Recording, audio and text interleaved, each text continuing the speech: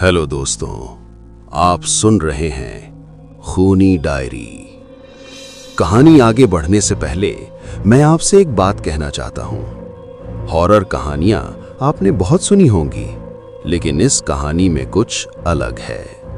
यहां सिर्फ डर नहीं मिलेगा, बल्कि वो एहसास भी जो अंधेरे में साथ साथ सांस लेता है। वो खामोशी जिसमें आवाज छुपी होती है, और वो परछाइयां जो दीवार से चिपक कर आपको तकती रहती हैं। तैयार हो जाइए, क्योंकि खूनी डायरी का हर पन्ना किसी न किसी राज और किसी न किसी लाश से जुड़ा हुआ है। अगर हिम्मत है तो चलिए बिना देरी किए बढ़ते हैं कहानी की तरफ। ये कहानी एक प्राचीन पहाड़ी गांव की है, जहां से हर व्यक्ति जो रात को काली पहाड़ी मार्ग से गुजरा वापस जिंदा नहीं लौटा। जिन लोगों ने वापसी की वे खाने पीने की बात करते थे, लेकिन आत्माएं जो वहां से आई थीं वे हमेशा उनके साथ थीं। काली पहाड़ी का रहस्य। गांव का नाम था धर्मगढ़, एक सुनसान पहाड़ी गांव जहां रात ढलते ही कुछ अजीब चीजें होने लगीं।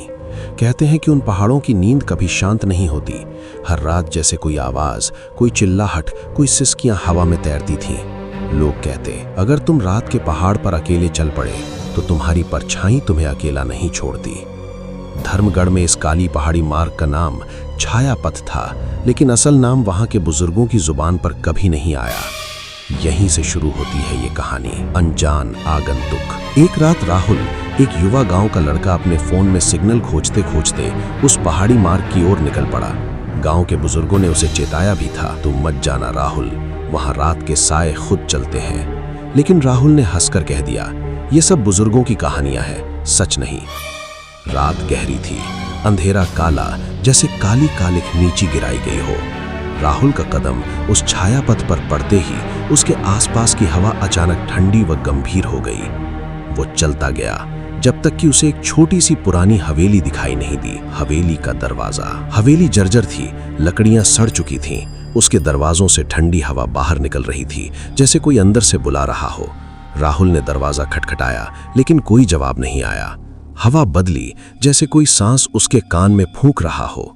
तभी दरवाजा धक्का खाकर खुल गया। अंधेरी हवेली के अंदर दीवानों पर बिखरी पुरानी वस्तुएं थीं, पुरानी तस्वीरें, टूटी कुर्सियां, मजबूत दरवाजे। लेकिन जिन तस्वीरों ने राहुल का दिल कांपा दिया वे थीं लोगों के चेहरे, जिनकी आंखें यूं लग रही थीं मानो वे खुद उसे देख रहे हों। तस्वीरों में हर चेहरे का एक ही भाव, डर, पीड़ा और बिना सांस लिए चीखती आंखें, अनसुनी चीखें। राहुल जैसे तैसे हवेली में कदम रखता है।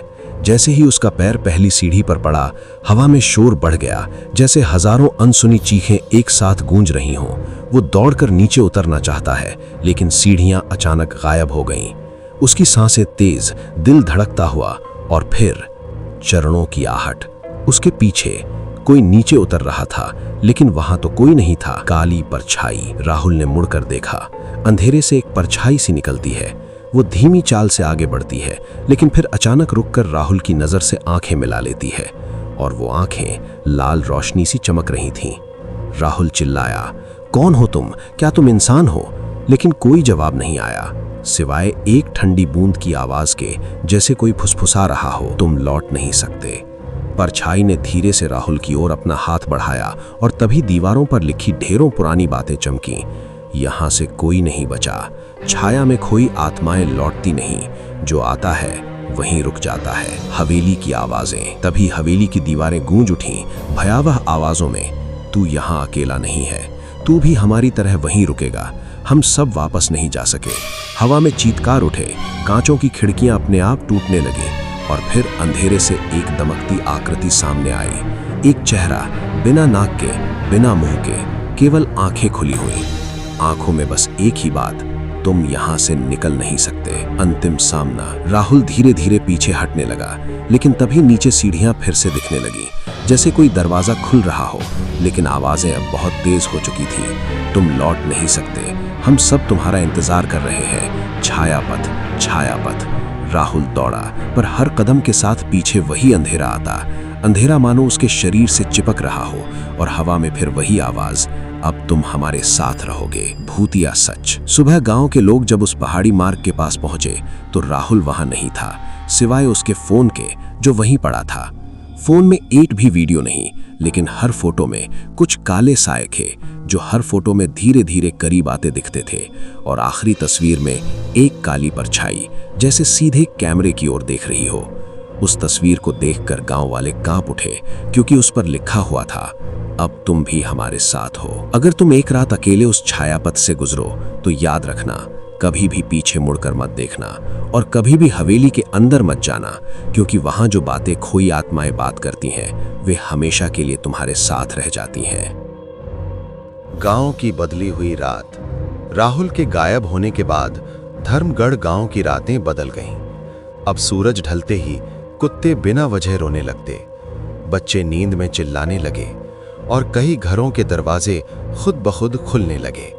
गांव के लोग कहते थे, राहुल अकेला नहीं गया, वो कुछ अपने साथ छोड़ गया है। हर रात ठीक 2:17 पर पूरे गांव में एक साथ हवा तेज चलने लगती थी। और सबसे डरावनी बात, हर उस घर की दीवार पर जहां राहुल कभी गया था एक काली हथेली का निशान उभरने लगा।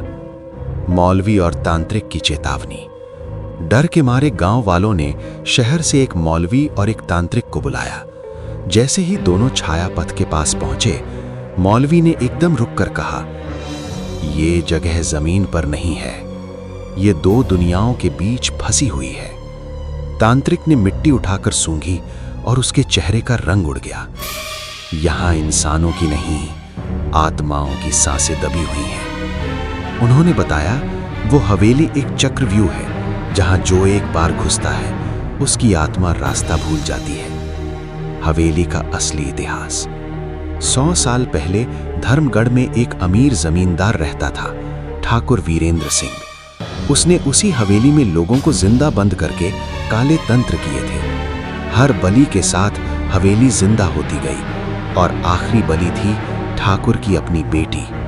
उस रात हवेली ने उसका शरीर छोड़ दिया, लेकिन उसकी आत्मा को अपने अंदर कैद कर लिया। राहुल की आत्मा। तांत्रिक ने बताया, राहुल अब जिंदा नहीं है, लेकिन मरा भी नहीं है।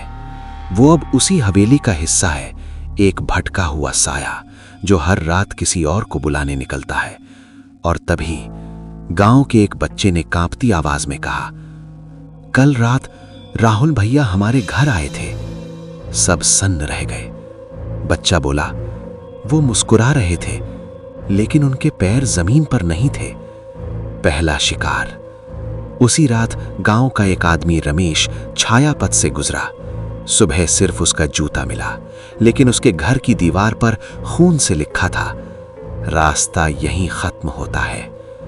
अब गांव में तय हो गया कि अगर हवेली को नहीं रोका गया तो पूरा गांव खत्म हो जाएगा। आखिरी अनुष्ठान। अमावस्या की रात तांत्रिक ने अंतिम अनुष्ठान शुरू किया। चारों तरफ मोमबत्तियां, बीच में राहुल का फोन और हवेली की दिशा में मंत्रों की गूंज।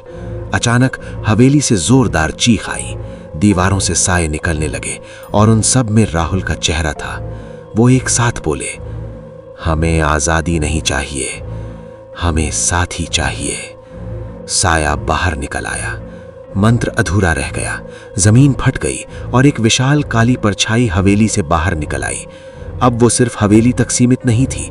तांत्रिक चिल्लाया, अब बहुत देर हो चुकी है, और अगले ही पल वो साया उसके अंदर समा गया।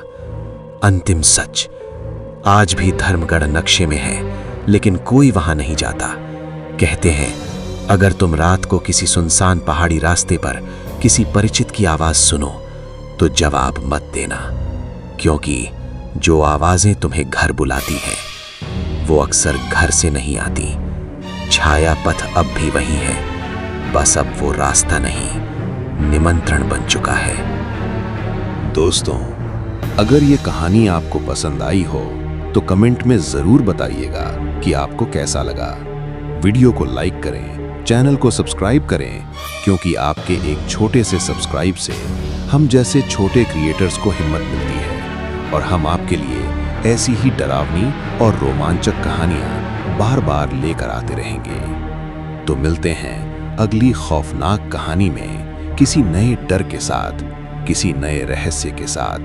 तब तक के लिए अपने दरवाजे बंद कर लीजिए, परछाइयों से दूर रहिए और अपना ख्याल रखिए। शुभ रात्रि और सावधान रहिए।